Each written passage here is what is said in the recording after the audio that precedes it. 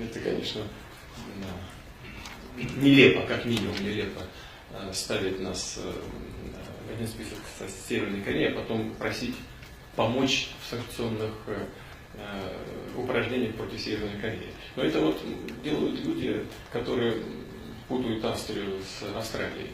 А потом идут к своему президенту и говорят: теперь давайте вы говорите России, чтобы они с нами ужесточали санкции.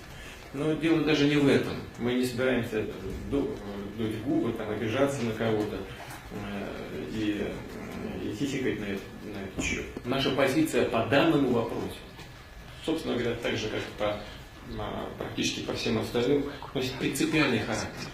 Санкционный режим уже дошел к своей черте. Он неэффективен совершенно. Траву будут есть, понимаете? Но не откажутся от этой программы, если не будут чувствовать себя в безопасности. А что может обеспечить безопасность? Восстановление международного права. Нужно вести дело к диалогу между всеми заинтересованными сторонами.